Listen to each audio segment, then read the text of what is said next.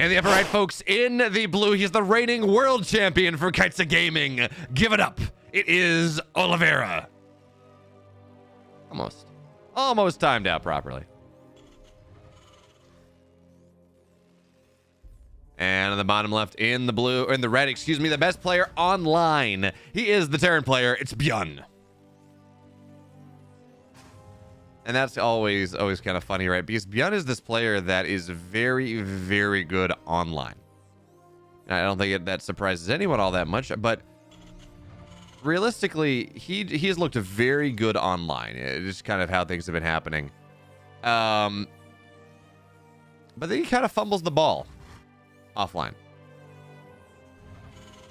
He just, well, between the fact that his wrists are really bad, and I mean really bad, it's unfortunate.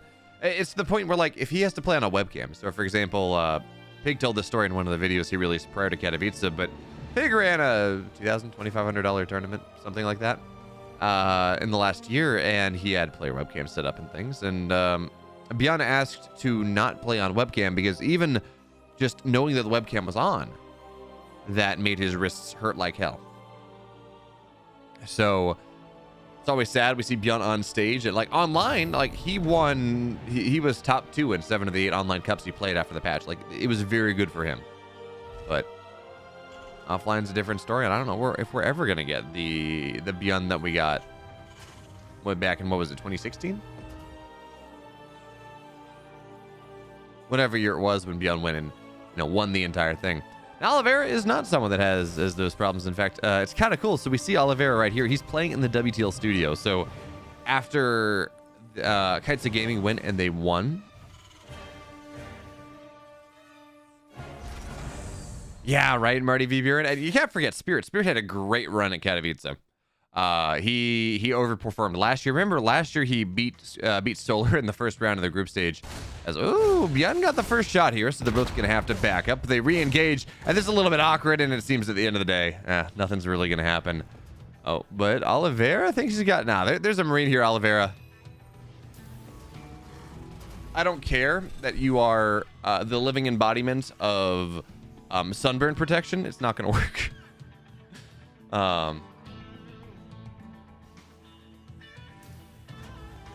Spam this aloe vera to help Oliveira.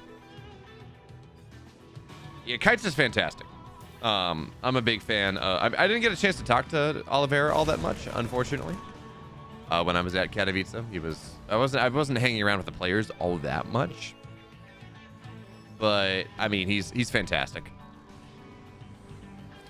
Ooh, Hellion on the low ground is gonna try to get a good shot here, and his 2 Reapers on 1. Let's see what Oliveira, you get nothing. Doesn't even get the Reaper, which was the goal, but because it's just damage and nothing really goes down, it just means the Reaper stays alive, regenerates his HP, and no one really got a lot of damage done on the Hellions either. So at the end of the day, see lo mismo. Oliveira looking for a little bit of pressure, finding really not all that much. Interesting differences, of course. Well, Oliveira is going in for a much quicker tank in this game, number 1, compared to the Cyclone that we got coming out from Byun. I think that's his second Cyclone, though. Maybe it's just maybe it is the first. But yeah, give me a tank Marine drop coming out from Oliveira in the first game of this series, because, folks, Ancient Cistern has a very large main base. You have a lot of room that you can try to find a drop in, get yourself set up.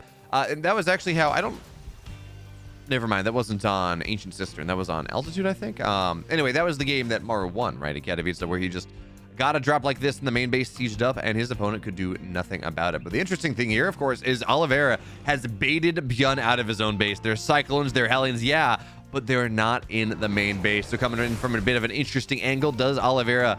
And now the tank's going to get sieged. Marines are going to drop in. And, well, I mean, the Cyclones, of course, they get 2 shot by tanks. So you got to be very careful. Raven's going to try to join the fray. And 1 shot on the Cyclone. Second one's going to knock that one down. Tank will fall, but 6 SCVs a Cyclone? Not a bad trade. I mean, you don't want to lose the tank, but 6 SCVs this early on will buy decent advantage coming out from Oliveira.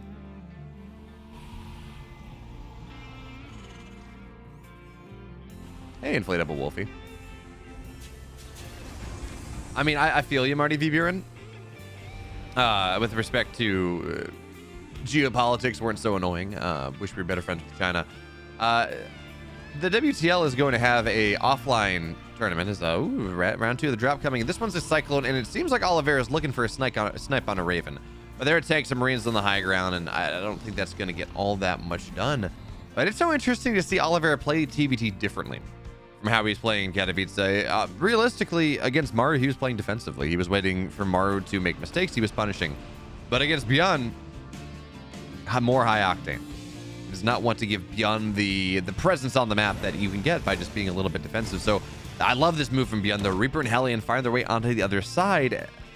And, well, Oliveira was expanding on the low ground in part because Scarlet, you may know something, but Sarutobi-sama was talking about this yesterday, or maybe the day before. So if that is the case, ooh, Command Center gets delayed once again. Yeah, he was in Roddy's Discord talking about how or he was in Roddy's stream, excuse me, talking about how he wanted to invite Roddy and Wardy. And I'm like, hey, Sarutobi, you know, I cast this thing too. You want to fly me out? You want to fly me out? I don't know. But yeah. So to my knowledge, because Oliveira won the world championship, they're going to try to make it happen. Is kind of what they were saying. To quote from the Discord, Oliveira's world champion inspired us to try to do more. So we're going to try to make the WTL Summer Finals offline happen. But okay. Byun has found his way around the map once again, so auto turrets are going to get dropped. One worker will fall at the start of things here, but auto turrets, they don't last as long. They can die a lot easier. The harassment potential that you got is not nearly as strong as it once was, and yes, more SCVs have fallen. And in fact, Oliveira is going to find himself a little bit behind on the worker count. SCVs don't try to kill that, though. Yes, the auto turrets, they don't live as long, and they don't survive nearly as well. But you still don't want to fight him. Is on the other side. Oliveira, very nice siege up here. Good disable on both tanks on the high ground. And Oliveira is going to look for a siege up of his own. Remember, Byun's Ravens are on the other side, so that is just a dead tank. Second one is going to, it's going to get popped down as well. So now, Byun, bit of an awkward position for him. He doesn't have those tanks. The auto turrets continue to find some level of value, but the Marines, they just rotate over. And again, Marines can kill auto turrets now. Tanks are going to find a siege up on the bunker.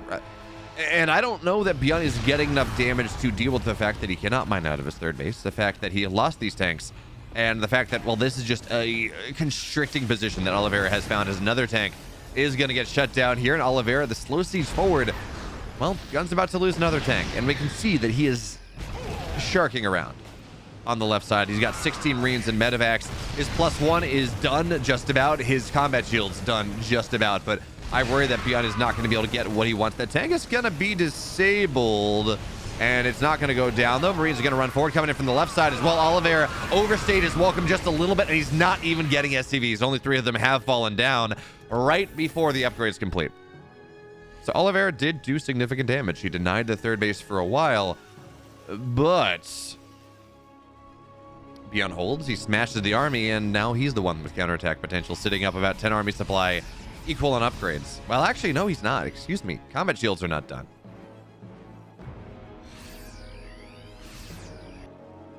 Yeah, Byun's TVT at, Marty V. Buren, Byun's TVT at Katowice was one of the most entertaining things because we had so many good TVTs at Katowice as the Raven. Oh, it's going to go down. Anti-armor missile, but there's a tank defending for the moment. Second tank is going to get ready. SCVs are going to get pulled.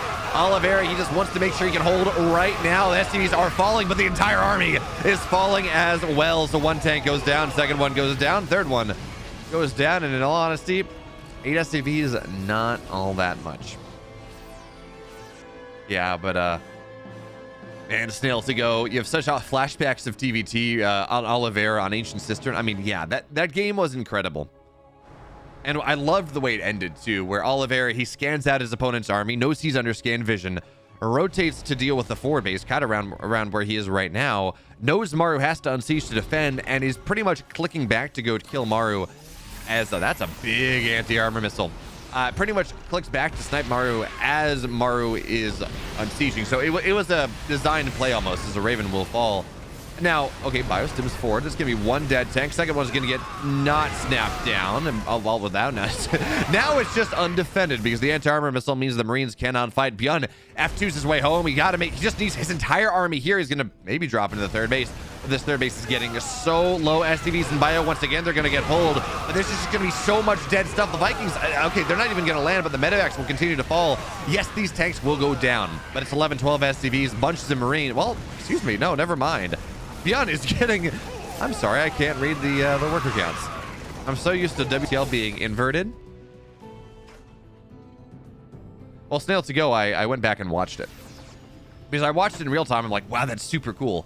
But is what I saw the thing that actually happened? So I went back and watched it a couple times. But I mean, let's be real. Watching Oliveira's run through, especially in that final series, if you all have ever read Wheel of Time, they have this concept of someone who's a Teverine, I think is how you pronounce it. Someone who bends the threads of fate around themselves, like whether by person or whether on purpose or an accident. But okay, triple drop in the main base here coming in from Oliveira. He's got tanks in this army now. That's a much more difficult thing to dislodge.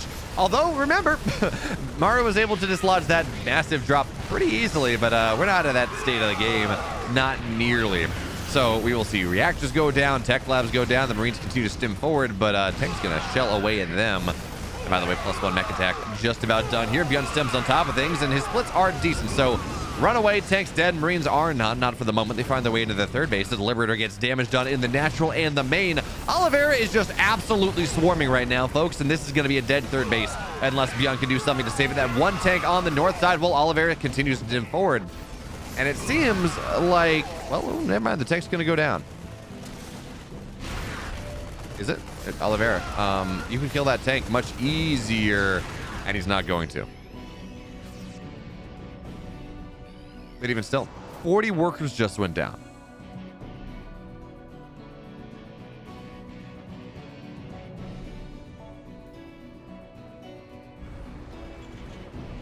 Yeah, no, it's so crazy. So we talk about the Oliveira story. One of my favorite, I mean, I have so many favorite components about the Oliveira story, but one of my favorite parts of it is the fact that Oliveira, so he was the practice partner of like literally everyone. When I talked to Reynor, for example, leading up to Katowice, we cut it a little short because Oliveira was picking him for games. I think that happened with Scarlet as well, although Sasha, you can correct me if I'm wrong on that. But yeah, no, he was constantly spamming games. He was practicing 12 hours a day. But what that meant was he couldn't hide builds, you know? Everyone was his practice partners. The Bio sims in. They're just going to tap the third base down. Byun has the repair, but is it going to be enough? Oliveira sticks on the command center. He's going to knock it down, and he will lose a medevac for that one any day of the week. And Byun just taps out. Oliveira, it's almost a signature fist bump at this point, but he takes game one. In the upper left, folks, in the blue, up one game in this series. He is from Kaizi Gaming. The one, the only, the one, the only. Oliveira, okay.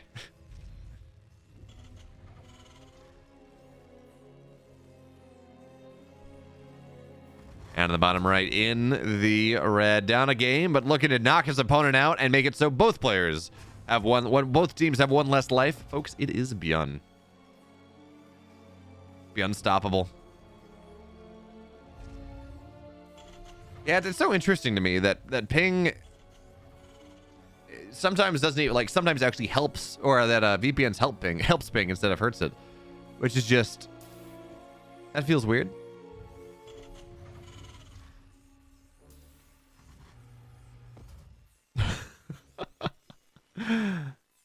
Yeah. I mean, I don't know what these players are talking about. I made like Edge of Masters on 700 milliseconds ping. So like, you know, what are they even doing?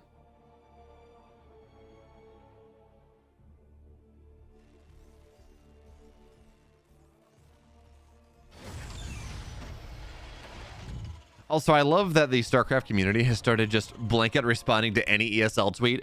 Whether it's ESL Counter-Strike, ESL StarCraft, just the regular ESL Twitter, just asking when the StarCraft announcement's going to be. It's like, you know what, honestly? Show your passion. But all right. Reaper Expand coming out from Byun. The big difference, of course, is this is going to be on the high ground, which keeps him a little bit safer. But folks, remember, this is Gressfon.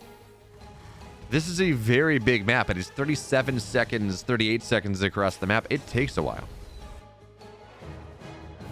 I don't necessarily think if you're Byun here, you do have to go expand on the high ground, but what it can mean is that it's a little bit harder to scout.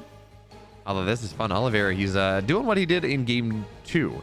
Yeah, he's going for the build he went for in game 2 against Mario, actually on the same map where is Grestfon. It's 37 seconds across the map. You open reactor first into double Reaper, which means that, yeah, you're vulnerable for a little bit of time, but that window closes and then you build 2 Reapers. Now, Mario should have won that game. He should have sent his first Reaper in first instead of pooled for 2, which is, again, just very much the story of somehow Oliveira was just fated. He was a Tavarine. He bent the fabric of fate around himself to win that tournament. But regardless, it's interesting to see him do it the same again on the same map. You know, maybe wonder whether this is like his default CVT build on Grestfon to the point where maybe you start to counter it. But now that we've seen it 2 games in a row, are you really going to try to hard counter it the 3rd time? Is it like, oh, Oliveira surely can't do it on Grestfon 3 times in a row?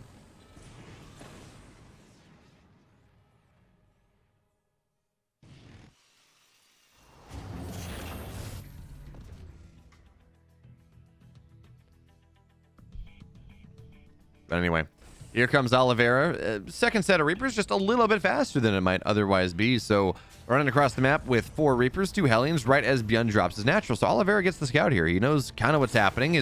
Well, Hellion gets locked onto, but that in and of itself is a decent scout. Although, of course, Byun's been building a lot of Marines off this reactor, so Oliveira is not going to get much done with this. Hey, Chigiri fanboy. What is Chigiri? I feel like this is something I should know, but I'm not a... Yeah, you can say the second base isn't landing Marty v. Buren, but because, I mean, it was just Reapers and Hellions, there wasn't really any beef to that army. Marines and Reapers and Cyclones were going to be able to deal with that. Trade army for army, and then Byun gets natural anyways. Oliveira would rather go. And by the way, the decision to go 4 Reapers here is weird, right? Okay, no, that makes sense. 3 Reapers 2-shot SCVs, but 4 Reapers also 2-shot. You have to go up to 6 to 1-shot. So generally, you kind of stay at one of those magic numbers. 1 Reaper takes 6 shots, 2 Reapers take 3 shots, 3 Reapers take 2 shots. Is kind of how that works. But you would think, okay, yeah, 1, 2, 3, or 6. Like, those are the numbers. But if you get 4... first of all, it factors into reactor production really nicely, but what it means is you can still 2-shot workers and you have more of an HP buffer. It's kind of the thing. Anyway, Byun getting active on the map here, double medevac, and, well, really a bunch of Marines in the setup.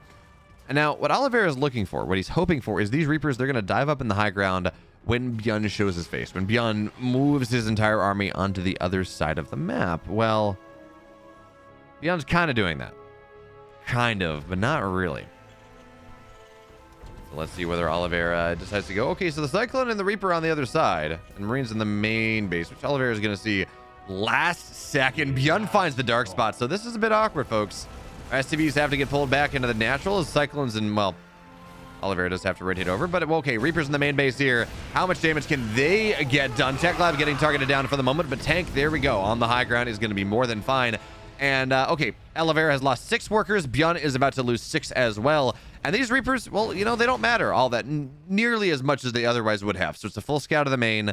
7 workers have died, and Oliveira didn't commit nearly as much as Byun did. And even the stim is not going to get denied. Oliveira does have the repair on that. Wait, does Byun have stim already? I think he does.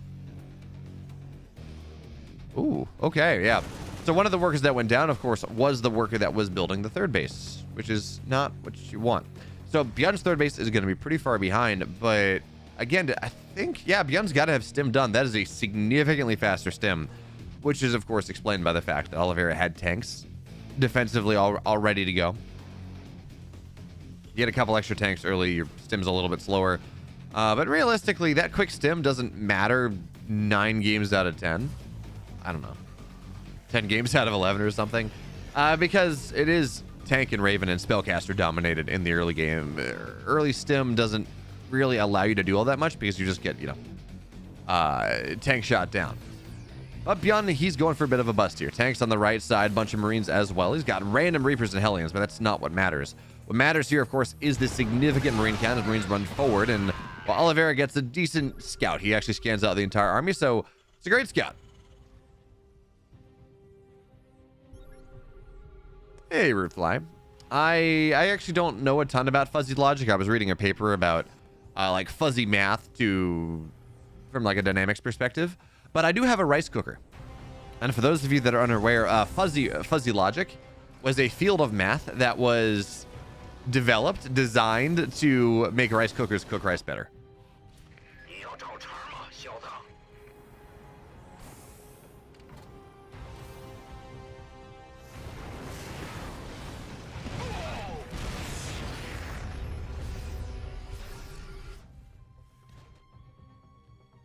So we are now trying to crack Oliveira open here. Now there's an opening as, big disables on the tanks. Oliveira moves forward. These tanks are going to go down. This pressure that Byun's been trying to build is not really there. One medevac gets low. Tank in the middle line, well, Byun just jumps on top of it, but it buys time because Byun has to kill the tank, and he can't go and start to do economic damage. So 1-1 will be completed. One medevac is very low. The Vikings looking for an angle here. Bio is not going to find where it needs to be, and Byun seems like he's going to be able to squeak out.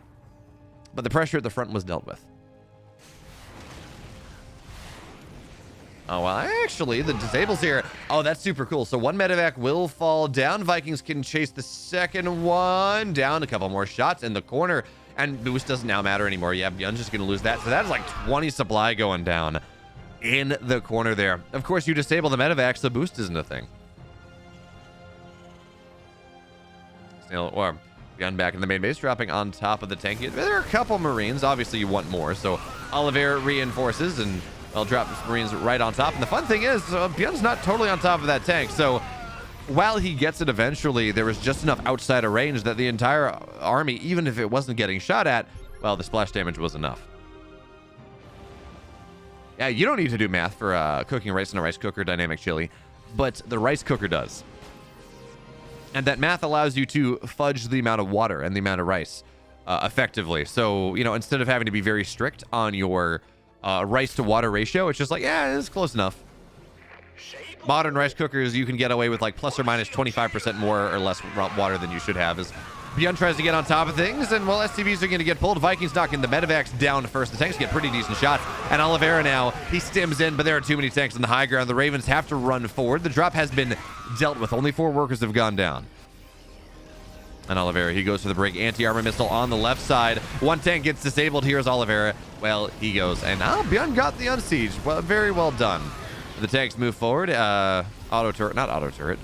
Wow. Sensor tower, there we go, is going to get taken down, and the army of Oliveira continues to move forward. Of course, Byun is up in economy. He's up 6 workers, that's the one thing, but he's got his 4th base already on the way, so he's seized a bit of an advantage for himself in this game. Now, it's not game ending, certainly, but it is a much better game for Byun than it was previously. And while those 2 missile turrets are nice, they don't cover the entire area. So Byun finds his way to the main base once again, gets on top of these SCVs. Tank has to siege up once again, and the drip drab of Bio is not going to be enough, at least not at first, to defend things. Another tank will go down, but Byun loses the entire drop. He gets what, 3 workers, 4 workers? He kills the tank, but at the end of the day, the big thing that he won, the big value that he got, was the fact that he forced Oliveira off the map a little bit.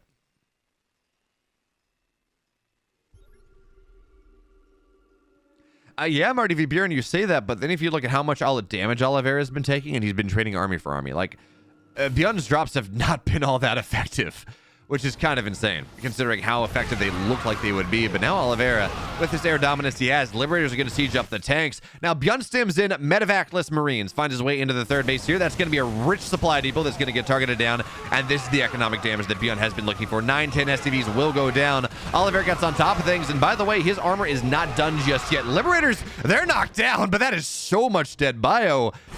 And this push from Oliveira is starting to get very scary indeed. Tanks ferried up onto the high ground where they can get maybe a little bit more damage right outside of the range of the tanks. And this means that is going to be 4 tanks shelling away at the orbital. And that is something you just got to run from. You just got to hide from.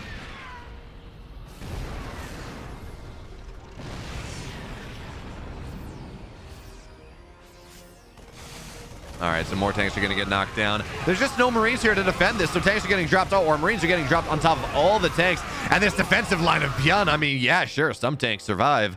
But again, Byun has lost so much of his situation. Triple drop on the other side. Oliveira, well, he's got tanks, he's got Marines. Medevacs are knocking down, or missile turrets are knocking the Medevacs down.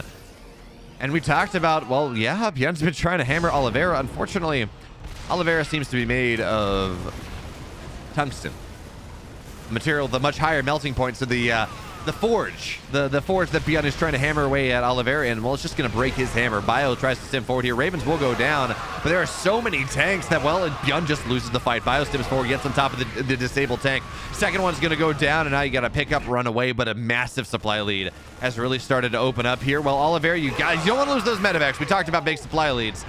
I don't know if he lost the second one, but that was about 10 supply that he lost all of a sudden. Even still, Oliveira has siege control of this base. Byun just drops the, well, he drops the orbital for a second to try to, I don't know, buy a tank shot, but Oliveira is just constricting the map at this point.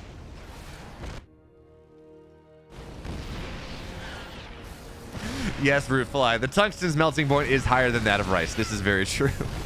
There's the bio from Byun, stims forward, trying to find their way, and there are only tanks here. There's not a lot to defend it, but the bio from the low ground from Oliveira, guess trying to find a little bit more, but no, Byun breaks the position. It's expensive, but Byun does break the position, and the crazy thing is, despite everything that has happened, Byun is up 2 workers. By the way, I am so glad that I was very worried when we had Oliveira and he won the world championship. And I'm like, you know what? On that Sunday, he was a better version of himself than Maru was of Maru, than Reynor was of Reynor.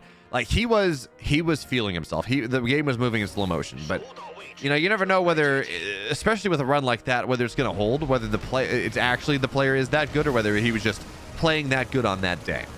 But I'm so glad to see that Oliveira does, in fact, seem to be that good. He does seem to have found this next level of play. The confidence he found in Katowice is carrying forward because, I mean, he's looking good. There really is not much, you know, releasing for him. Oh, he's going to find medevacs here. Byun's going to have to hot drop, but those are single Marines that can go down. One medevac falls, and yeah, eventually Oliveira's going to get cleaned up. But again,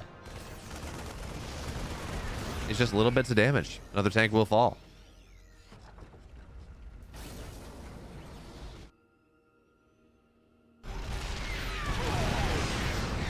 The 14 more workers go down as, again, Oliveira just has sole possession of Maru's main base. Now, not of Maru, of Byun's main base, as Byun tries to sim on top. But, I mean, his main base orbital is getting shelled away at by so many tanks here. But with the Liberators that, well, actually, no, bio stims forward. Tanks are covering, but one Liberator is just going to fall down. And, well, Oliveira, he gets a factory now. Again, the bio's going to stim forward. That's going to be another dead Liberator just barely on the edge of the tank range. It's only one tank firing. And Oliveira gets both kills. Byun cannot survive. And Oliveira, he gets to play again. We get to watch him again, and Byun will fall. In the upper left, folks, in the blue, he's got 1 kill to his name, staying alive here. He's the reigning world champion for Kaizi Gaming. Give it up, folks. It is Oliveira.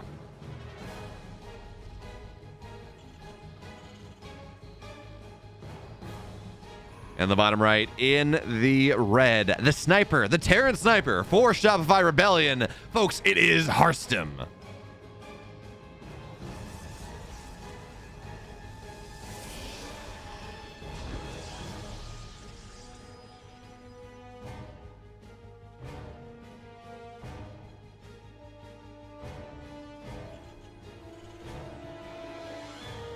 What do we have? I need to stop doing this. I keep turning my head left and then turning the volume down.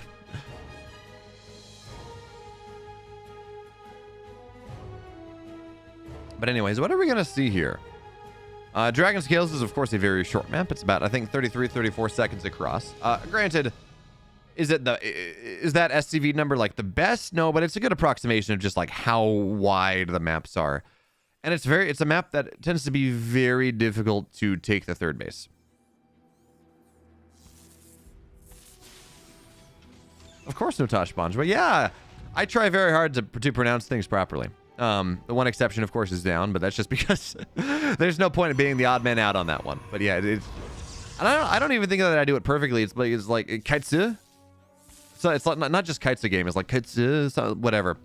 I've tried to listen to the intros, but I'm not perfect.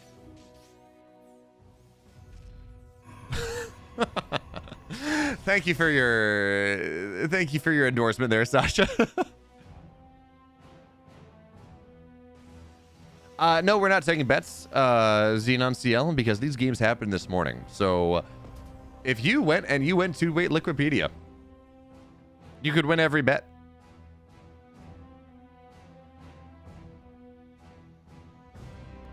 What does Harstem have in store? That is a sneaky probe on the right side. Probably just going to be for Stargate. Well, actually, no, it's not. Warp Gate's already on the way. And there's a robo in the main, so I don't actually have no idea what that probe is on the right side. Maybe just, that's kind of where you might proxy a starport. Okay, yeah, that's what Harstem's looking for. Okay, interesting. We haven't seen too many crazy things out of Oliveira in terms of proxies. I mean, he won Katowice on just straight up play. He just won Katowice on being, just playing better than everyone else for the most part. We didn't see many proxies. That hasn't seemed to be his style, at least last week. But this is the WTL, and the snipe builds are always ready. So Harstem just trying to make sure that he is aware of what's happening. And we talk about snipe builds. This is a very quick robo and no Twilight to follow it just yet. So I'm kind of curious to see what Harstem's going for. Now, a Hero is a player that has been messing around with a really quick robo for a Warp Prism, a couple gateway units, and then doing something out of that. You know, you put pressure on the map, then you delay your tech a little bit, but it forces the Terran to overreact, or at least react in some way.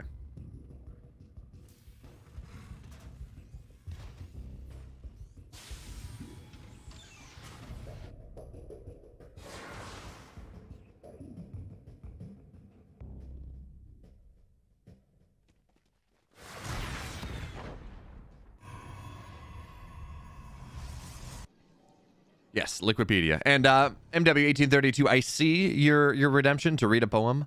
We'll get to it after this game. Oh, I love that poem too. It's so topical for Oliveira. And still I rise. Anyways, what is Harstem going for here? Was this just for a really quick observer? Okay, well, no. So RoboBait is on the way. We don't have a Warp Prism, do we? I made the mistake of reading chat. This is interesting. Coming out of Harstem right now. There are builds, and by the way, good scouts, he's the third base.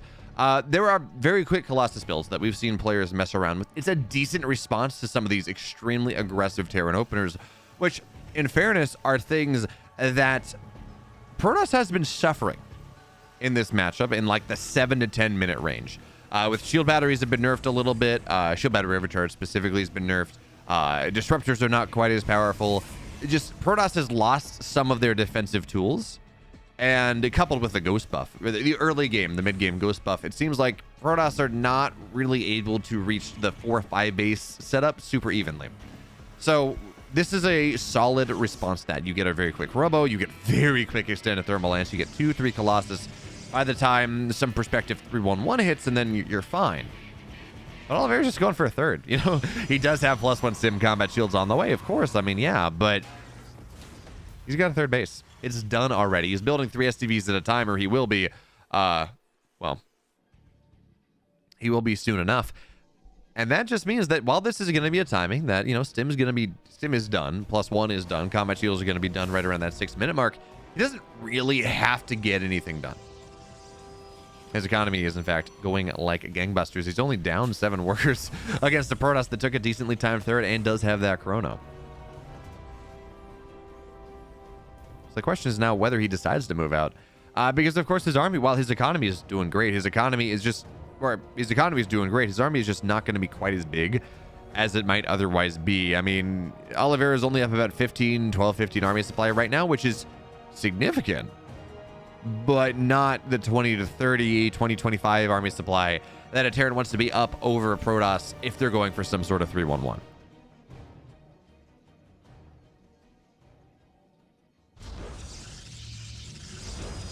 I see everyone sitting here talking about how Liquipedia navigation isn't great. I've never had a problem with it. But I don't know, I'm a Liquipedia power user or something. Oliveira swings back. Not going to say. I thought that was for the observer, but I guess he didn't see it. And, okay, so here's the question. Yeah, okay. Submarine's going to see that there are 2 Colossus on the field. That's a good scout. Vikings already on the way. That's fair.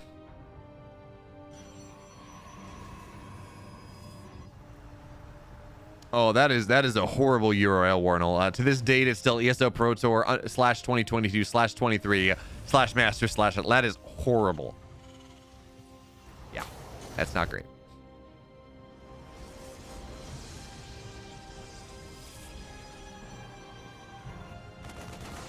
Yeah, in fairness, I almost never use the Liquipedia search function. I always just kind of know what I'm looking for, so I kind of just type the endpoint into the search bar and it takes me right there. Yeah, pretty much, Fulminate. It takes a PhD in robotics to navigate liquid. I don't know what y'all are talking about. Like, I'm getting a PhD in robotics and I can navigate Liquipedia just fine. Don't know what y'all are struggling with here. Okay, Stalkers blink forward. They don't get any shots on the Viking, and a Stalker will fall. This is going to be a pretty scary position that Oliveira is going to try to find with the tanks here. Now, tanks are actually much more powerful against Colossus with the shield battery overcharge nerf. It used to be you would need like 4 tanks to kill a Colossus under the effect of shield battery overcharge. Now you can do it with like 3 or 2, and you can get damage on the hull because things just heal a little bit slower. When a Colossus loses all of its shields, they don't go right back up immediately.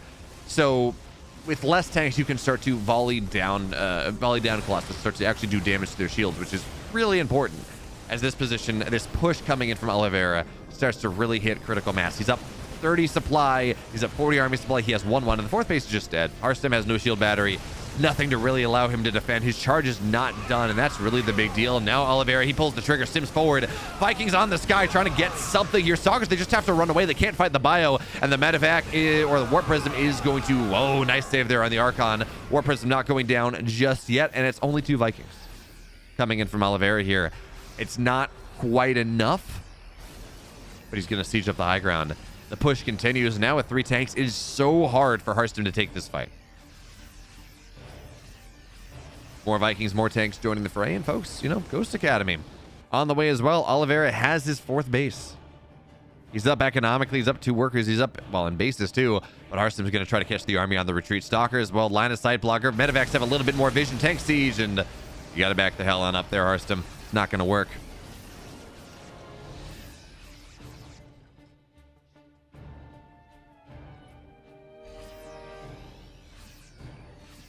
Yeah, no Toss Bondra. I used to have a bias for Protoss, but now I have a bias for Oliveira. Fair. I don't know. I mean, I used to be a big Scarlet fan, then Oliveira showed up. Oh, she's in chat. Didn't say that.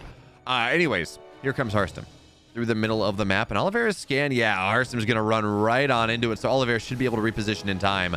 4 tanks on the left side. Bio doesn't have a great concave, but the Colossus left a little bit on their lonesome as the army moved forward. Zealots don't really get the connections that they wanted. Oliveira now commits to the fight. Archons are going down very, very quickly here. Colossus, though, they're still staying alive. They're so low. 2 of them, though, still doing what they can. 1 is still going to be there, but it's all going to go down at the end of the day. Not just not enough damage. And this army from Harstem, and Oliveira sweeps it down, and that is going to do it. Harstem just looks confused on his webcam, and Oliveira, that's his 3rd kill. In the upper left, folks, in the blue, he's up 1 game in this series, trying to stay alive to take down whoever the 3rd Rebellion player is going to be, whether it is Scarlet, whether it is Lambo, folks. It's Oliveira.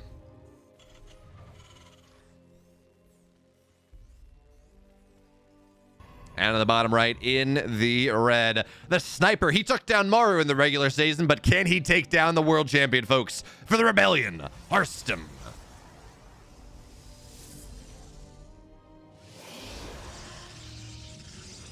And that is a beautiful poem, but let me turn the webcam off. But it's not easy to like just read and quote unquote perform like on the one-off, because there's no like rhyming scheme. It's modern poetry. So we do our best.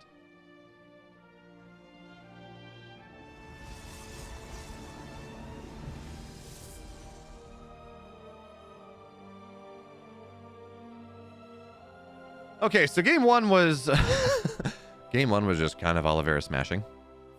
Is how that one goes. I don't really have much more. I mean, we can talk all we want about the very quick Robo and the quick Colossus play, but Oliveira identified and honestly kind of had a build order. I'm not going to say a build order counter, but it was certainly a build order option, a build order advantage, I guess. Yeah, that's where we're going to go with. Because that build that Harstem went for was meant to withstand 3-1-1. You know, it was meant to withstand early aggression, and well, Oliveira just went 3CC. He's like, yeah, fine. You don't want me to attack? I want to. You want me to attack? I just won't. Let me get my stuff up. Let me get 1-1. Let me get Vikings and max out. And then by the time Harstem tried to make an attack happen, he was just, you know, behind. He lost that fourth base from Oliveira's push, and it was just rough. But we play these best of twos for a reason. And even if Oliveira is the reigning world champion, and even if Oliveira smashed Harstem in game one, minute differences, just tiny things, can make the difference. Also, how's it going, Fear Dragon? Although I am not sure. You know what? Actually, I think that might have been Fear Dragon's bot, because I was talking to him the other day about oh, actually, I don't know if he has to start the game bot. I do know that he has a bot that says I do know that he's a bot that responds, oh, what? I'm not a bot, if he is if someone says like Fear Dragon and bot in the same line. But anyways, Oliveira is not a Pokemon name. Oliveira is, to the best of our knowledge, and this is what everyone is saying, this is, I think, what he said, actually. He changed his name off of a all-time great MMA fighter. He was like a middleweight, something like that. He was kind of a middling fighter, and then all of a sudden he just took off. And I cannot think of a more fitting name, but really he changed his name after Atlanta. As kind of this marker of a new start, new things, because he did not win a single map in DreamHack Atlanta. He was going to retire when he went home before his dad told him, hey, you know what? You know, you're the best player in the world in my eyes. Give it another shot. So he changed his name as a marker of that, as that win of mine will deny the scout. Changed his name as a marker of this new thing. So he went with this all-time great MMA fighter, and we all saw what happened. You know, he practiced 12 hours a day.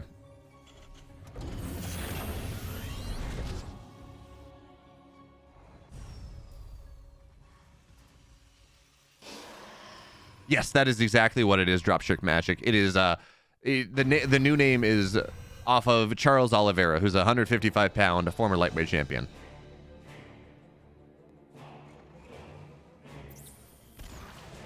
But here comes Oliveira across the map. He's got a Cyclone, he's got Marines, he's got a Liberator on the way. This is a big game push, and it's funny, this is like the first aggressive option I've seen Oliveira go for in quite a while. Now the Cyclone's just going to get lifted immediately. It's going to go down here. Widowmine goes off on the Phoenix, but it does not die. And now this pushes 5 Marines. There's not a lot of anti-air here. You want to start to snowball with the anti-air to make the Phoenix not able to do much of anything. That's why this push is scary. But if you can't do that, it doesn't really do all that much. Now the Liberator's going to get found out. Marines have to rotate on over. Liberator sieges us up, but it's not going to get anything done. Next Cyclone arrives, but Harstem has held this very easily, in fact. The Marines are going to fall. The Cyclone has to run away. And the medevac's even low, so you got to get the hell out of dodge here, Oliveira. This push didn't work.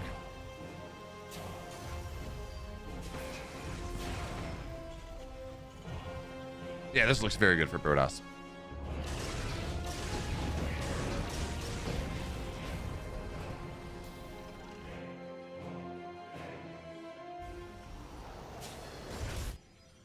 Fear Dragon asks why Harstem's looking at the ceiling when he plays. Well, clearly, Harstem, his TV's too high. By the way, you know, there is an entire subreddit to people who have like posted the interior of their house. They're like, look, I redid my living room. Isn't it beautiful? And then they mount the TV up on the ceiling. Like effectively, like far too high up. And it's just like r/TV too high. And that just exists to shame people for having their TVs too high up off the ground. And it seems like Harstem is a victim of that one. So, you know, pour one out for the man.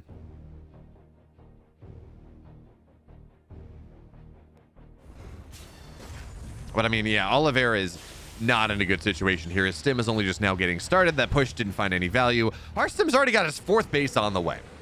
at 6 minutes in, and in some certain matchups, that's not crazy. In this game, it is against Terran. It is actually fairly crazy because this is right around the time when a Terran's going to start to get aggressive in some way. But that's going to be a dead Phoenix. Nice job there. Harstem tries to lift up and save, but he's not going to. He doesn't get the cyclone lifted in time. In fact, the wounded Phoenix is the one that tried to make the lift. So pretty much as the lift happened, well, the Phoenix died, and that was that. But third base now on the way for Oliveira as he looks to try to make this comeback happen. Sammy's on top, gets not another Phoenix. Oliveira mistargets things. And I'm very worried for our Chinese hero in this second game of the series. Charge is just about done. +1 armor is just about done. We're gonna have a Templar Archives on the way. Maybe for Storm.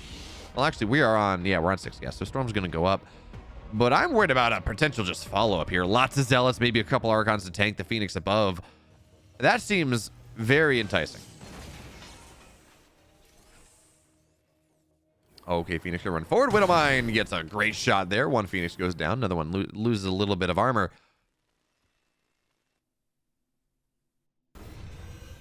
Well, Kabuki, someone redeemed it. You know, someone asked for me to read it. But it's also super topical. Well, I don't know. Like, the refrain is super topical.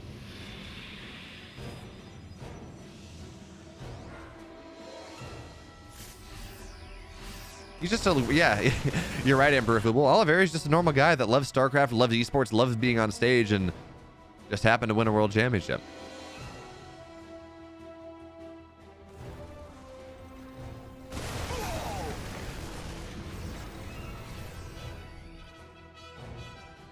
So now Oliveira, he's actually, ooh, okay. Going double starport here. This makes a lot of sense, folks. Well, does it actually, as we think about this? Yeah, that Colossus are on the way out of this. That's going to be the transition. No Storm, actually. I'm kind of surprised. But, Oliveira's going to, yeah. That's the problem with this composition. You can't be on the map. The Phoenix lift everything. They chased everything down, and now Oliveira, that is a punishing engagement. Yes, army supplies are somewhat equal. Yes, most of the supply advantage comes in the fact that Harstem's up 20 workers. But the thing we have to remember here is at these supplies, Harstem's army is just better. The bio does not shred the Zealots fast enough. But adding 4 Liberators at a time, that is a atypical response.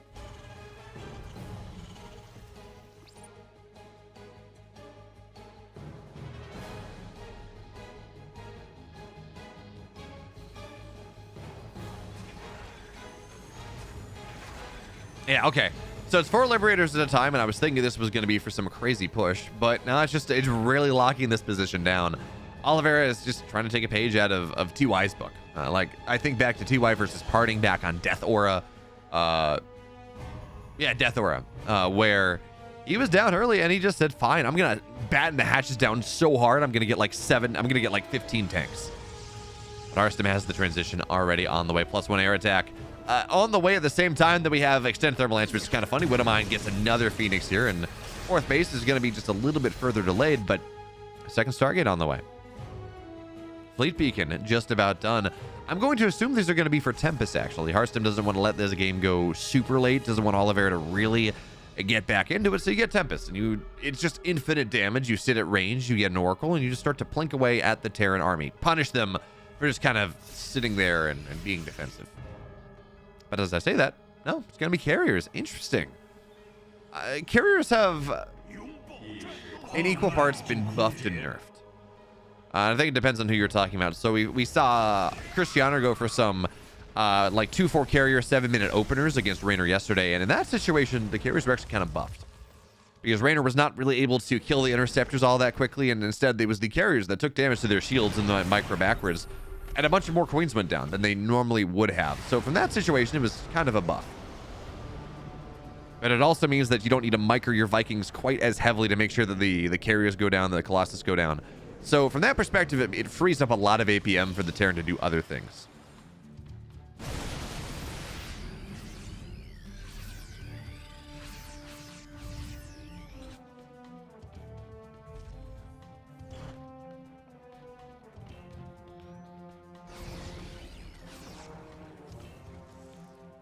Hey,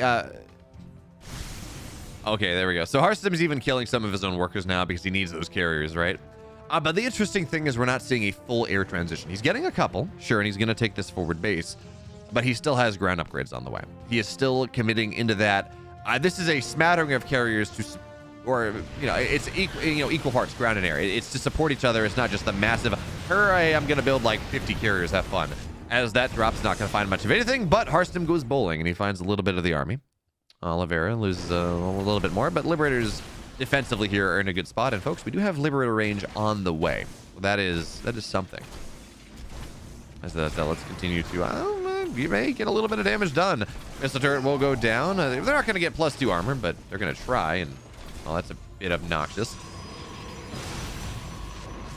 And we are solidly into the late game, folks. It's kind of interesting. So yeah, the Phoenix are going to get killed. Just kill the rest. There we go. Phoenix are going to get killed here as well, because if you sacrifice those units, Oliveira knows you're transitioning. If you kill them yourself, well, it's mental damage.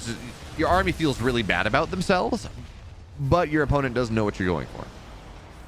That's all that matters. So yeah, just like think like the commissars of the Imperial Guard or something. Yes, I'm going to slaughter I'm going to slaughter 1/10 of my army, but it's to make sure that the rest of them fight really well.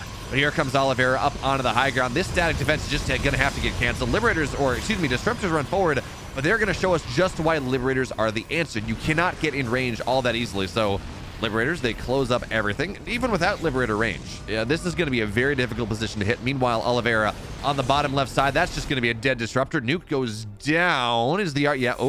Feedback is going to knock this, and there will be no nuke. But Harstem loses his 5th base.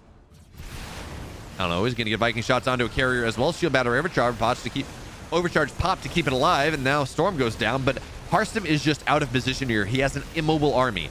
That means, yes, he lost the forward base. He lost his pocket base, and now it seems like he might be in danger of losing another. But instead, he's trying to posture to take the fight here on the army. But Liberators are already ready. There's 1 tank on the left side. That's a little bit awkward. But Oliveira's going to get another base in the span of 15-20 seconds. He has killed 3 bases of Harstem. And yeah, Harstem has a bank, sure. It's not at the point where you can afford to lose like 4 bases just for free. No, certainly not as you continue to lose significant probe counts as well. Harstem's economy went from very, very good to very, very bad, as another nuke is going to go down here. Do we have detection? No, we don't. Harstem, you can't make this happen. There we go. Disruptor is going to kill the ghost. Harstem not channeling solar here.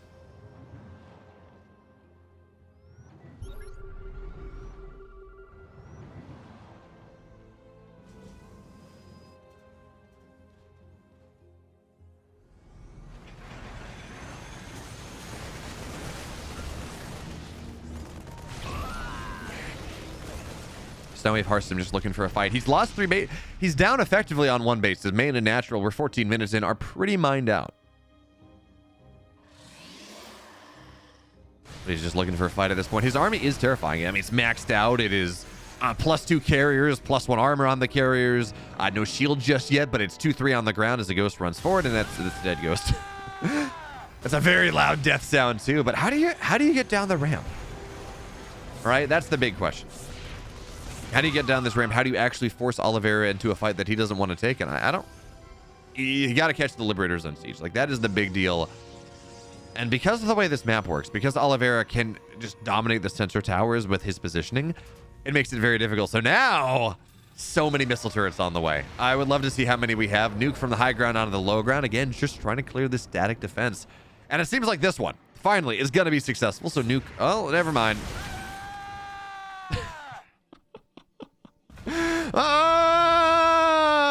The death scream is so long on the Chinese voice pack.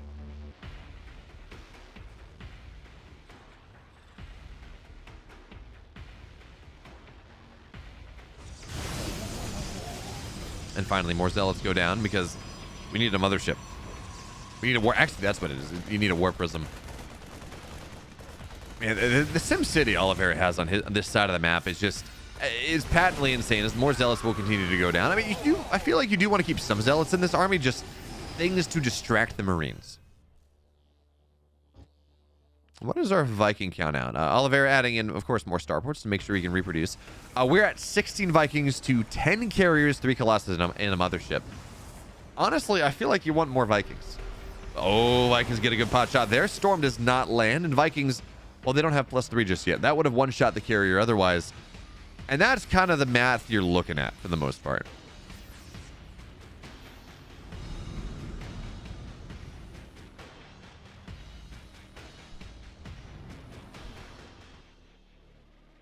Instead of enhanced shockwaves, ghost upgrade should be faster nukes. Please no. Don't do that. I don't want to lose more games. I don't want to lose games to that. That just sounds painful. And you feel that is a buff directly targeting Solar, and that's not fair to him. Sousa MFC, Sousa FMC, excuse me. The games were played this morning, but I am casting them live. Yeah, Harstem has really just not replaced the workers at this point. Big run by coming in from Oliveira. Oh, he's going to find a carrier or two, but no, they're going to run back. That's going to be a lot of dead static defense. And Oliveira, he has this army. I almost feel like he's okay with losing it because, of course, big EMP there on top of the entire army. Storm hits the bio, but not the Vikings, not really. And, well, really not a lot went down. Cyclone runs down, tries to snipe something. It's not really going to get much of anything, but it's freeing up supply for more important units, like the 7 Vikings popping out at a time for Oliveira right now. Liberators, they siege up, but, well, carrier's just going to kill them. Or, yeah, the carrier's just going to kill them very quickly. Storm goes down, doesn't really get all that much. And SCV's preemptively pulled, just repairing all of these Vikings. Meanwhile, of course, Oliveira on the other side of the map, he's gotten 2 more bases, and Harstem, well, he cannot really get above his 3 base count. So his bank is mostly dealt with. That's going to be a dead carrier right there. Storm lands a little bit slowly. And Harstem, he has found a nice position where he does not have to fight through all of these missile turrets. Now the Vikings run back. They got 2 carriers. This is the type of game that Oliveira wants to play. Move forward, kill a carrier or 2, run back, force the interceptors back home, kill something, run back, play this guerrilla warfare. This is a guerrilla game once again, as again EMPs on the army. Storms on the Vikings, though, are massive. Oliveira has to dodge the Vikings. They're all now starting to fall down. Harstem, maybe he's got an opportunity now. The entire anti-air fleet of our Terran player is dead. It's in the ground. It's gone. But he still has some level of bio on the ground. He's got ghosts. He's got submarines. And there are not a lot of interceptors here. 64 interceptors have gone down. And while that was incredible, absolutely incredible coming in from Harstem as the disruptor, well, it will not hit the ghost. It will not prevent that nuke. Oliveira did lose a base. A Zealot actually getting a little bit, but again, the big deal is that is so many Vikings that went down.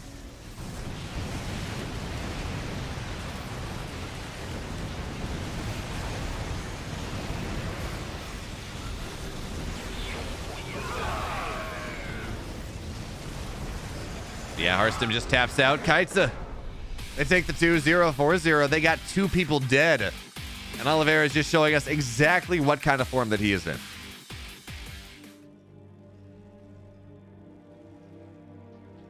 In the upper right, folks, in the blue, he is for Kaizi game. He has not dropped a map. He is 4-0, 2-0. He's killed pretty much everyone from the rebellion. It is Oliveira.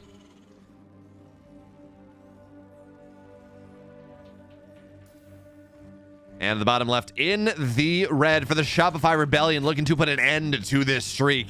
He is Lambo. Is Basilisk big enough for Cyril to participate in WTL in the future? We have 2 players right now. We have Cyril and Trigger, and I assume Roddy would play as well. So I'm hoping. I'm excited for Cyril to hopefully carry us to victory in the WTL.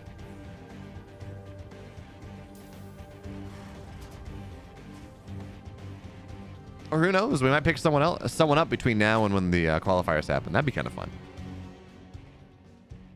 I expect there to be some level of not upset, but some level of I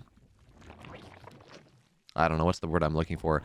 Some shakeups after the season is over, as contracts end around WTL and Katowice and things. Yeah, the only way I play in the WTL is if everyone is. If I play in the WTL, something has gone horribly wrong. It's like, well, not even. I was gonna say it's like TLO playing for Shopify, but TLO is a former pro and still, above 5K on ladder. I think the highest I ever got was like 4390, something like that. 4430, I forget. So like M2.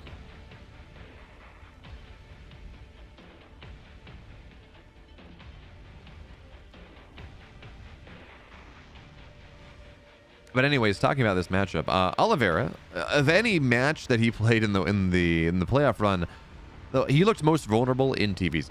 You know, granted, he was running into a Reynor who was a buzzsaw at Katowice up until that point, but even still, you know, he went down 2 games. And honestly, I think in general, TVZ looked a little scary for...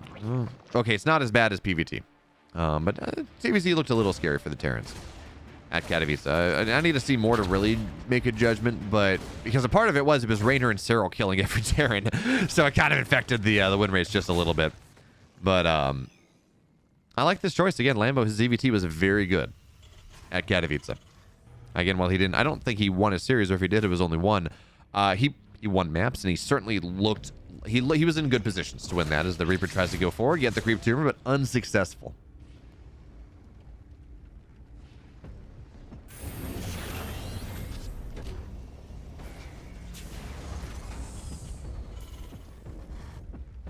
Yeah, right around the time I really started to climb because I had time to play, I moved across the country to start my PhD, and I started casting more. So I play a little bit. I try to like keep the skills fresh and, you know, keep the knowledge there. But realistically, I spend, you know, a good majority of my time working on my PhD, and then the rest of the time I'm casting. So like it's and, you know, outside of I gotta cook, you know, I gotta work out, I gotta do these things to keep my mind and body healthy. But, you know, it doesn't leave a lot of time to play video games, unfortunately.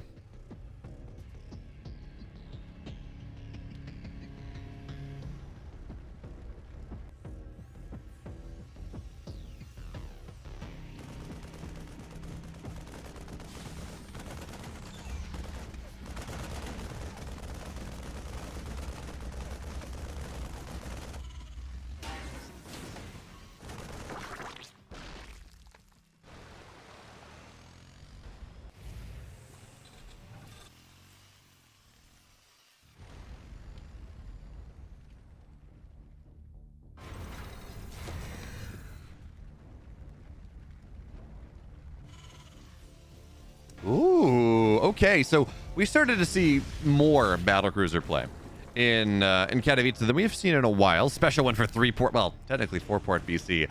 That was fun, but, you know, that's not what we got. That's not what we're getting here, but it is going to be a battlecruiser opener coming in from Oliveira. And we did see a battlecruiser opener yesterday. Who was that? Let me... Spirit, yeah. Spirit went 2-port BC over Ragnarok. Ragnarok scouted it and killed him with maximum prejudice, but even still. Ling is going to find his way in, sees that there is a 4th gas on the way, but it is 5 minutes. That's not super early, and he doesn't see the fusion core. This will be mech, by the way, folks, just so we're clear. The 4th gas, seeing Yamato cannon on the way. It is going to be mech coming out of Oliveira on the biggest map in the pool, but Lambo doesn't quite know whether it is a battlecruiser play or not. So he's going to try to get that scout off, and, you know, luckily for him, it's only single port BC. It's not showing up with 3 battlecruisers at 7 minutes, and it's like, oh no, you know, you don't have a Spire. This is a lot of damage. So, well, Lambo should be in decent position to defend. He's got I'm assuming 7 queens going up to 9 right now. We should see spore crawlers go down eventually. He's going to be in a decent position to make this happen. But the question now is whether the battlecruiser and the Hellions can work together to get damage done, right? That's what you're looking for. Battlecruiser in the main base, Hellions dive in the 3rd, and that is going to be another dead Overlord. Lambo supply blocked as he tries to get more workers out, more army out, whatever it is you want. And the battlecruiser teleports in on the right side. 1 or 2 workers will fall at the start. Hellions looking for a bit of a dive as well, but they're not going to find it. That's going to be a dead Overlord. And, you know, wait, did that battlecruiser... Oh, it had to have teleported. Yeah, it did. I don't know how I feel about the battlecruiser going where it did. I feel like I prefer that in the main base, and Hellions in the 3rd just forced Lambo to be in 2 positions at once. It's not always going to get damage done, but it does force multitasking. Ooh, battle mech behind this. Okay. We saw a lot of Zergs talking right before Katowice, around Katowice, about how they don't really have a good answer for battle mech. It just, with the Magfield Cyclone change, it feels very, very good for the Terran. In fact, we saw, this was a build, yeah, this is a build that we saw here Marine do in against Lambo. Oh yeah, okay. Wait a minute.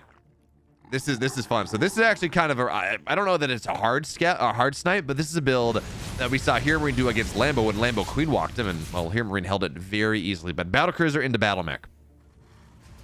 A little bit different, though. Of course, that's a very quick +1 on the ground. Normally, with Battle Mech, you don't get those upgrades as the Battle Mech tries to dive on top of the Banelings, doing what they can there. The Hellions now dive into the natural, and, well, there's not a lot. Banelings, they try to find connections, but Hellions in the middle line. Drones are going to get pulled. Line them up. 5 workers go down. It should be even more. 9 workers fall, and there's a lineup there. 13 workers hit the deck, and, folks, these Hellion numbers, these Hellion counts, who cares?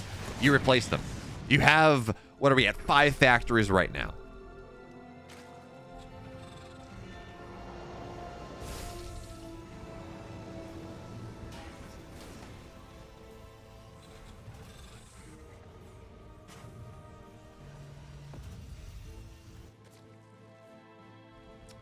Ricky Fly Guy, I'm a programmer. How is the PhD going? I'd love to get into robotics. I write a lot of code. I am about 18 months from completion. I defended my proposal in December. Right now, my PhD is I'm reading a lot of papers, and I'm writing single-page summaries of them all for like a really in-depth lit review before a conference I'm going to early March. So yeah, that reminds me. I mean, it's super early, but I will not be streaming the March like 4th through the 11th. That's a couple Yamatos, that's a couple dead corruptors, because I will be at a conference in Montana. So that'll be fun. But yeah, there's a lot. If you're curious though, Ricky Fly Guy, there is a lot of research on the kind of software side of robotics. In fact, there are like 2 robotics labs at my school. One is just a software, computer science, robotics approach, and then there's myself and one other person. We do kind of more all-round mechanical engineering style robotics. But battle cruisers, they're going to find their way into the main base here. Corruptors are going to arrive. We're going to see, actually, those Yamatos might even be on cooldown. Yeah, just teleport right on home, get a couple workers, force things out. I mean, it's almost free. Yeah, you got to repair it, but I mean, it's fairly cheap, all things considered. But I think it's interesting looking at this game for just a second, not getting distracted by what chat is saying. This is a game that opened Battle Mech and then kind of, oh, wait, he's doing it. This is super cool. So what you do here is, I don't know if you want to call it an exploit, but you put a building where the rocks are, and then when the rocks, because the rocks land on the building, they disappear and it just does damage to the building. So you put an Evo chamber there, and it means you get the third base just a little bit faster.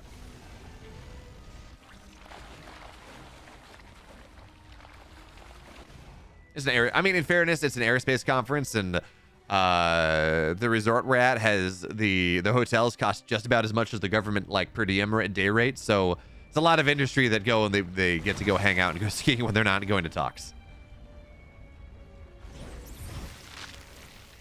You know, Fear Dragon, you say all around robotics, is that like you only make Protoss robotics instead that are spheres instead of boxes. The funny thing is, I have a big soft spot in my heart for spherical robots. I think they're kind of an untapped potential. So I know you're memeing, but I really like spherical robots. I think they're neat. But anyways, Oliveira is just about to max out. He's got +2 mech attack just about done, +1 mech armor as well. And I wouldn't be surprised to see him move out here. You know, he's about the battle. I'm surprised at how little he committed to the battle mech, but at the end of the day, it does mean that Lambo can kind of take the map here. So Banelings trundle forward. They do not have speed. They will not have speed for a while, but they can start to get some level of damage. Lambo, you don't want to run up this ramp, though. That is a lot of tanks and Thors there. The army that you have is not designed to deal with that one, so Cyclones will continue to trade away, kill things as they can. But again, Oliveira is just about maxed out. Wouldn't be surprised to see him move out on the map, but for now, he's just adding more bases. As that, well, 2 Yamatos. Again, battle cruisers should not go down. We had that game with Gumiho versus Solar. Yeah, Gumiho versus Solar, where Gumiho built like 15 battle cruisers and lost 7 of them or something. It was a game he should never have lost, but he lost anyways. Lambo's trying to take both. Oh, that's actually, I don't even know if he's trying to take the left base, but he's trying to deny vision. Make sure the Zilnaga Tower can never be a powerful position that Oliveira can take. And Oliveira can use to really expand his position on the map.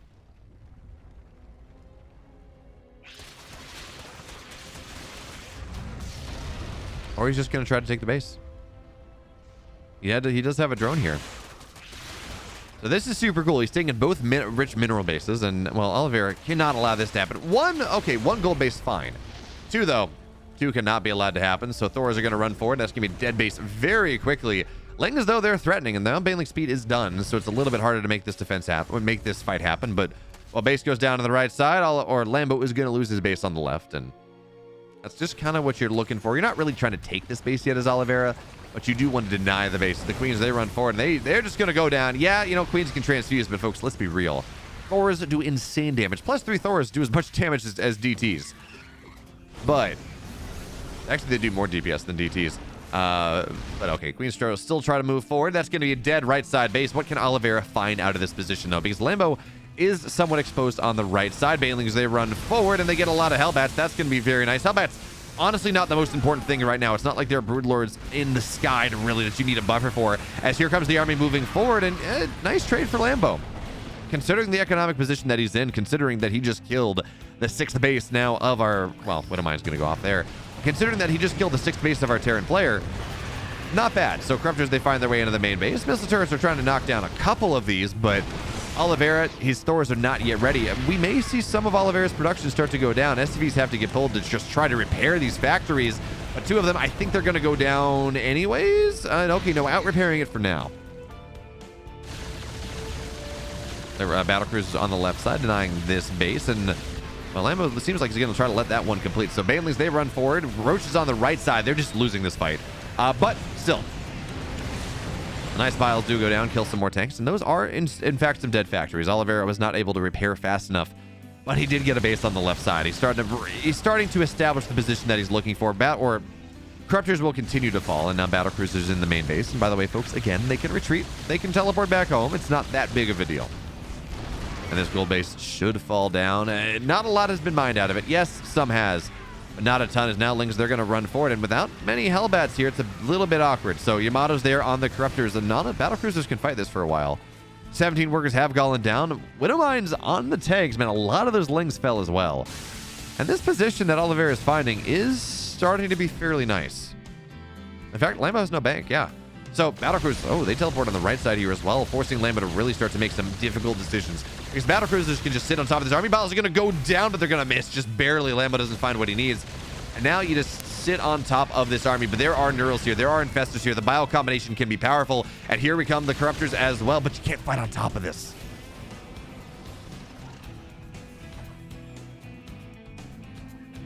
So again, Oliveira continues to dominate position. He's got his 6th base on the right side on the way. Hellion's on the Hellbat, soon to be on the bottom right side where the battlecruisers were earlier. So Lambo down to 56 workers.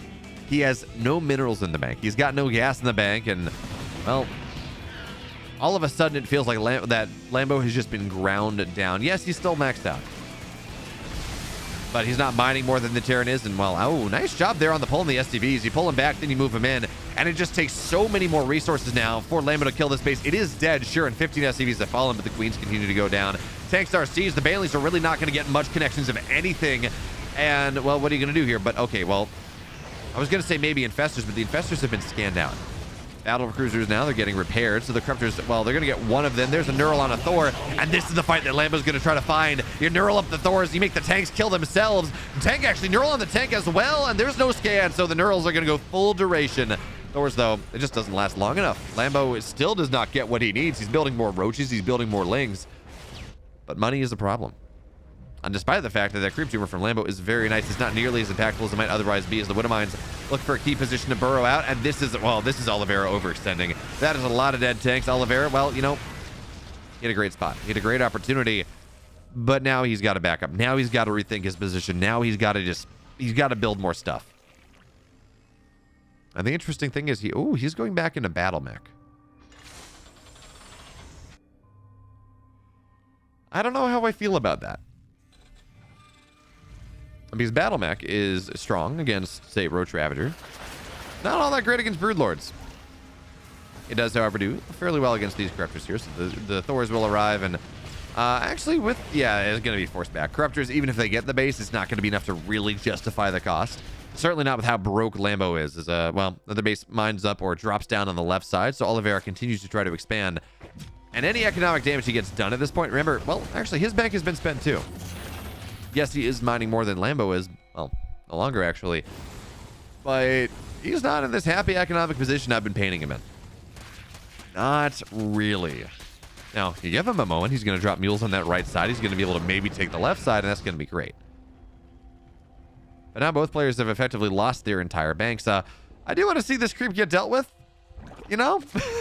Lambo's done a great job of pushing the creep onto Oliveira's 12 o'clock base. That is really awkward. When the creep is preventing any buildings that lift for mining, and you know it's not great as the Lings run forward, but these are +3 Blue Flame Hellbats. They one-shot Lings. It's pain. It makes it very difficult for the Terrans, so or for the Zerg player, excuse me. So Hellions now, they're going to find their way on the right side. That's a lot of dead workers, roasty toasty. On the left side, well, the army is properly set up, so it's going to be a difficult fight indeed. Cyclones, well, it's going to get knurled, and honestly, that's just going to go down. You're kind of okay with that. It's not the big, beefy boys that are really finding the value, but there we go. That's going to be a knurled Thor. Even still, there's just not a lot defending these infestors. So while the Thor gets pulled back, those are more knurls, and Lambo's continuing to find good trades. The tanks are not in range of these infestors, and that's the big deal. But Hellbats, they killed a base. Where are we looking?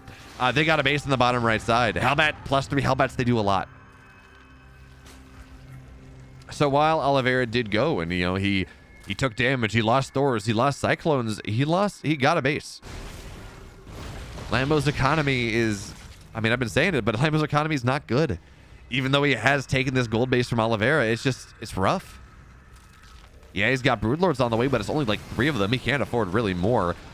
I guess the big news is that it is literally only Cyclones that deals with what Oliveira has, or with what Lambo has, and that's not a great situation you want to be in. It's hard to make sure you get the lock-ons that you want, so that's, I guess, the saving grace. His biles will continue to go down, but here come the Broodlords, and we're going to have to see just an immediate swap into Thor's tanks, unsiege immediately so they don't kill each other, and here we go. Oliveira just goes for the fight immediately, trying to jump on top of this army before too many Broodlords are done, because, well, the Broodlings don't last as long as they might otherwise do, and there are Hellbats here. So Cyclones, are you going to get any lock-ons? Looks like the answer is no. There's one lock-on on one Broodlord. That's going to go down before it can even get born, and honestly, the Hellbats can just get fought, or the Broodlings can just get fought for the most part. The tanks, well, they're knurled, and they're not going to last, well, the infestors just don't last all that long, so it's not a perfect fight for Oliveira in the extreme, but he got a base from Lambo, and he got a lot of Lambo's army as well, and now he's bought himself the time to back up for these 5 Thors to get created, and the scary position that, well, he is bad timing.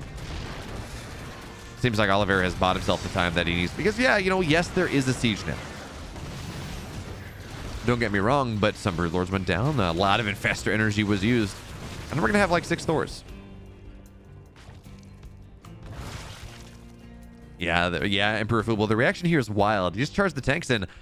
That is, well, that's the reaction of a man who just has no other option. But also, it's a very clear response to the fact that, well, Broodlings have now been nerfed. They last 5.6 seconds instead of like 6.3. Or something like that. I don't have the, or like 7.2, I think was the number was. Which effectively means they don't stack up as hard. It means that a ground army, now you unsiege the tanks to make sure that they don't kill each other. But it means you can actually fight them off. They don't build into this just massive 3 units as the Cyclones. Yeah, this is going to be dead base. So it's what you want to do. Marines can actually fight Broodlings in small amounts of time. Eventually you get worn down, but if you're just trying to take the fight, you can. You can kind of punch through them. And now Lambo, well, he lost the bottom side base pretty much in this exchange. He's not been able to take the north side gold. He's trying to take a base on the left side that really should be Oliveira's. But again, he's just running out of money. He has not been able to max out in a long, long time. The Broodlords have not really found the utility they're looking for. Although the Lings are just on the right side of the map are so great here for Lambo. He's doing such a good job of making sure he knows where his opponent is, but these Hellbats, they got +3. They should kill this base fairly quickly. Fungal from downtown tries to, well, kill some of the Cyclones. They're going to be somewhat successful. But here comes the Arc of Oliveira. And actually, the Hellbats will not get the base, but they will get a Ravager. And now Cyclone lock on. Doesn't get the Broodlord, but does get damage done.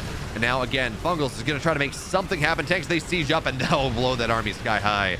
So Lambo, it's a running fight. It's a valiant retreat as he tries to go find value, retreat, get energy, go do it again. But this army, this implacable army of Oliveira continues to run forward. Thors actually, though, they're going to get knurled once again, trying to kill as many tanks as possible so the infestors, they just stay alive longer, but it's not going to be enough.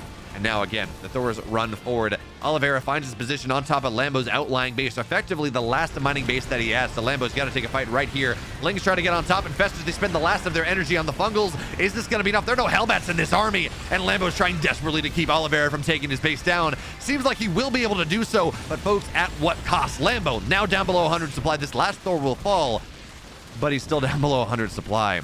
And Lambo may have won this fight, but I worry that he has lost the war regardless. He lost a lot of Broodlords in that army. Oliveira consistently above 150 supply.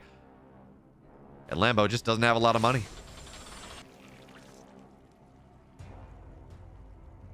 He's just lacking. He's lacking the economy at this point. I mean, that's the big deal. He's mining off of, well, I guess he took the bottom right base. Finally, the 5.5 o'clock base. But he's just lacking the money. He's lacking the mining. And the unfortunate thing is Oliveira got building armor like very, very quickly. He got high-tech auto tracking very quickly in this game. So you can't run bys on top of Oliveira's bases are not even all that easy. It takes more. And yeah, Lambo, it's a bit anticlimactic, but he taps out and Oliveira has, we can't say all killed Shopify, but he has killed every single member of Shopify. And now that means that Lambo has a shot here to finally take Oliveira down. In the upper right, folks, in the blue, he's up one game in this series, one map away from effectively the all kill. He's kind of done it now, but, well, getting a crack at the revive, folks, for Kaizi Gaming. His name is Oliveira. We're learning the patterns, folks. We're doing it. Down to the bottom left in the red for the Shopify Rebellion. Can he hold on? He is Lambo. Lambo. Lambo. And folks, it's going to be proxy more than 2 racks. Proxy 3 racks by the looks of things. And Lambo's going to scout this one immediately. A little bit awkward. Now, of course, this is a proxy 3 racks. Potentially even proxy 4 racks, actually. Which means that, well, Lambo's going to see the 2 racks. The question now is whether he commits his overlords to scout behind this. Because that's where things get dicey. Oh, well, he sees the... Well, never mind. The third SCV shows itself, and, the drones are going to get pulled. Of course, drones are very good now. They fight much better. That you can move and shoot. You do damage faster, and, well, these barracks should get up, but it's not great. Oliveira... I feel like when we have these world-class players that they go, and we saw Reynor do this yesterday. He went for a 12 pull against Lenok, and... Yeah, the manor pause. No, Lambo's not, of course he's not doing that. But unfortunate lag. So we saw Reynor go, and Reynor, he 12 pulled against Lenok. He lost that game. And now it seems like Oliveira is going to 2 rack. Well, I think this might have been an attempt at 3 racks, but regardless, it's going to be a 2 racks. And scrub forward. There we go. Yeah, regardless, it's not going to work out. So we have these world-class players, these reigning or former world champions that are, going for these cheesy builds, and they get bopped. It doesn't work out. I saw someone in chat earlier asking why we don't have more cheesy play. It seems best of 2s are really built around that. Well, I mean, we're seeing this happen right now. We're seeing why. It just doesn't work. Yeah, you got a week to prepare, but your opponent has a week to prepare against you. Although, I guess less in this format.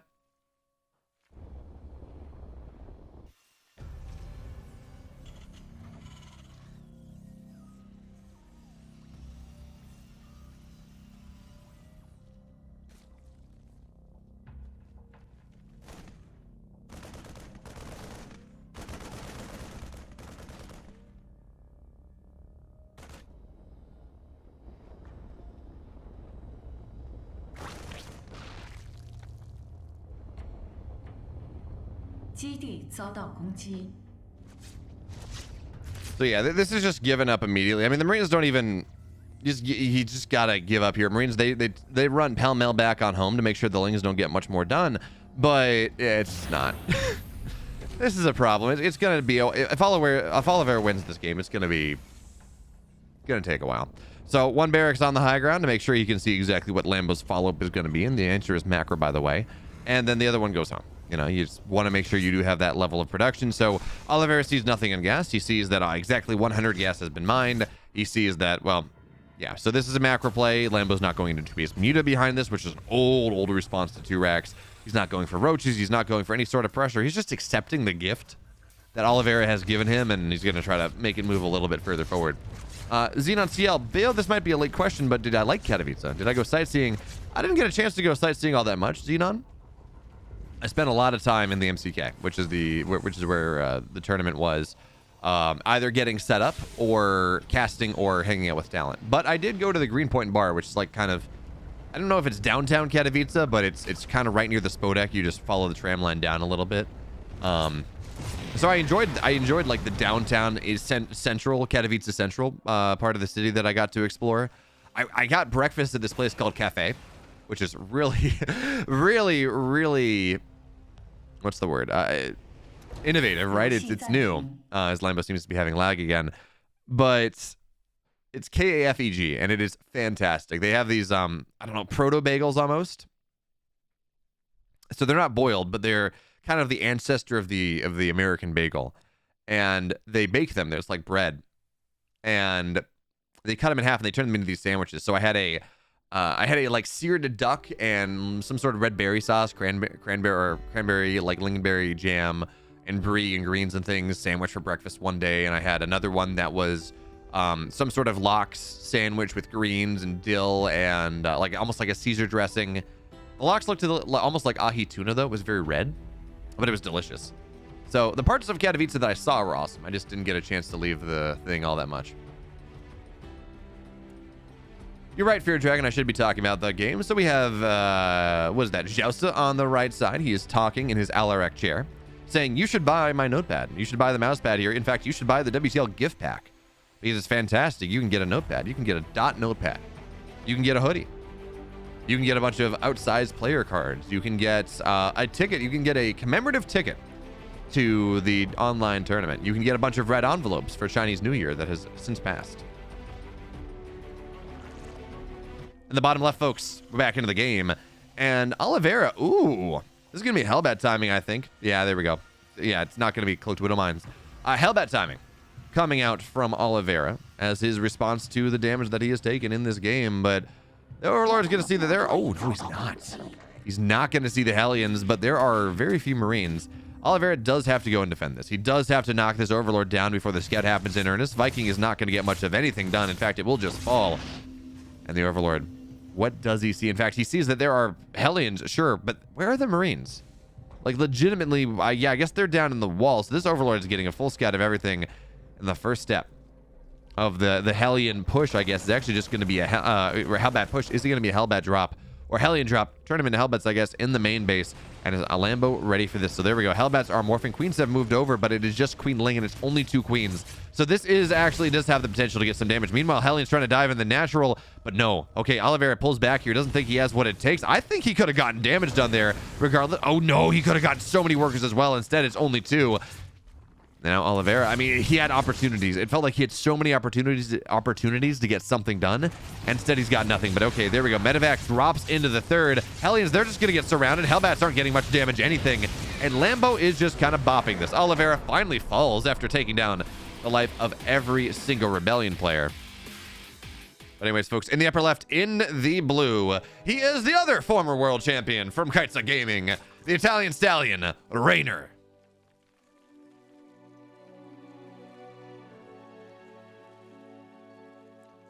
And on the bottom right, in the red, he is the revive, the last hope of the rebellion, Lambo.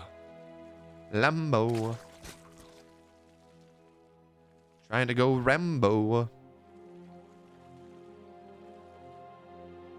you're not paying attention, he's going to Slambo.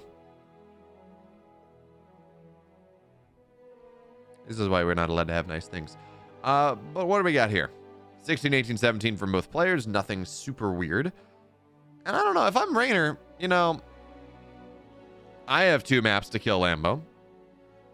Spirit has 2 maps to kill Lambo.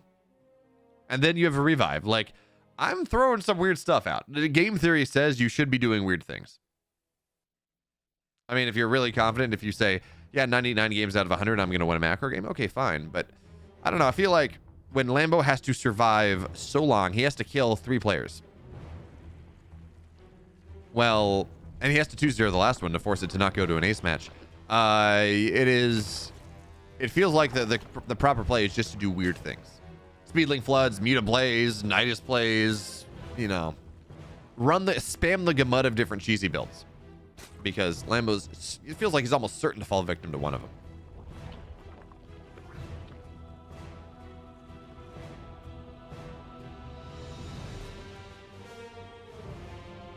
But for now, that is not the case. Reynor's not doing anything super crazy. The interesting thing here, by the way, look at his spawning pool position. And you might say, well, Beo, what are you talking? It's just a spawning pool.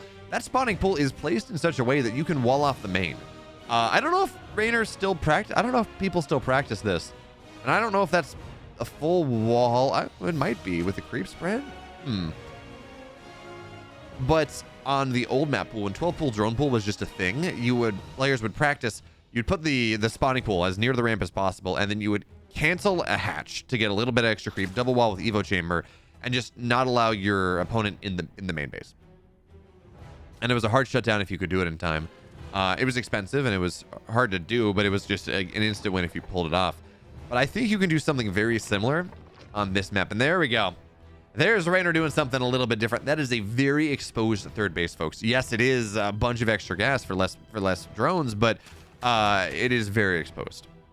So that is going to be Reynor's a little bit of a wiggle, the additional wrinkle in his brain that is going to try to make something happen. And by the way, Reynor just loves this base on this map for whatever reason. He's been doing it against Terrans. He's been really trying to make it happen against Protoss. Doing it against Zerg, though, seems very vulnerable. So he's going to have to pump links to defend. You got to assume Lambo's going to try to punish this.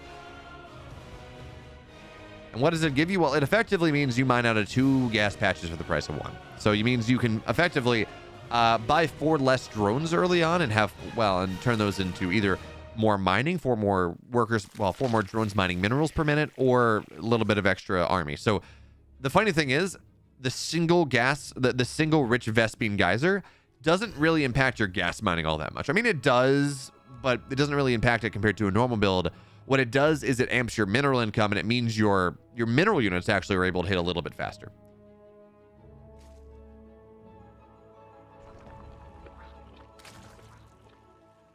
Which is kind of a funny way to think about it. What is he going to go for here? I mean, yeah, he got himself set up. Lambo's actually spamming a lot of lings at this point on 36 workers. Baneling's morphing in as well. So he does want to go try to break this, but I'm somewhat surprised to see Reynor not going and just breaking the rocks down. You know, he's talked about how if you break the rocks down, the map is almost free.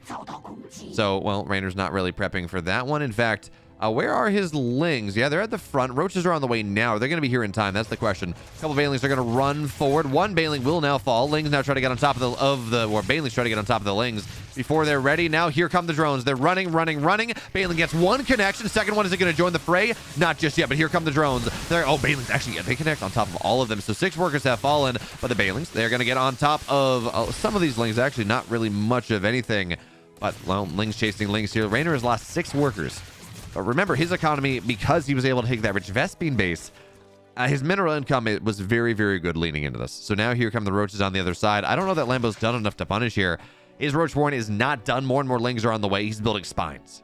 And Reynor, yes, he does have Carapace, but he wants to get something done right now. This immediate counter pressure, this immediate punch.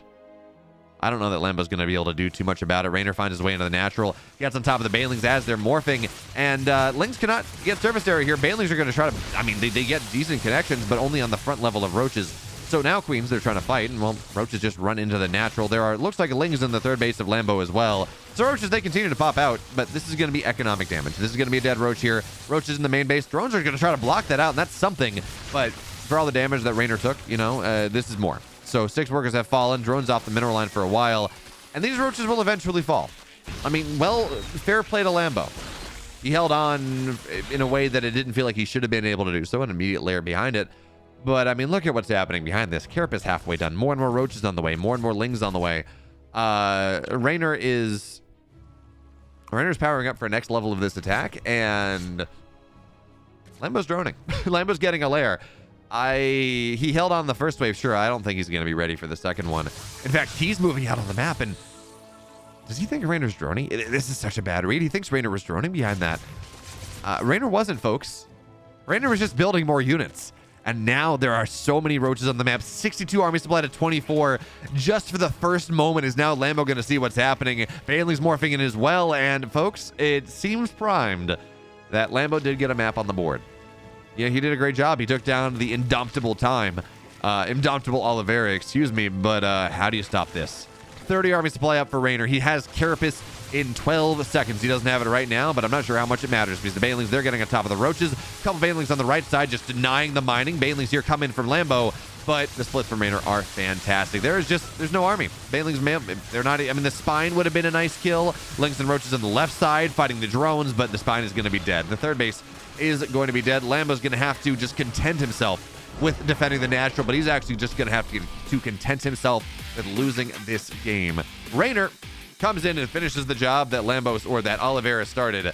And folks, there were some spoilers in chat. We killed them as quick as we could, but Reynor closes it out. And folks, it is going to be Kaizi Gaming versus Onside Gaming coming up next.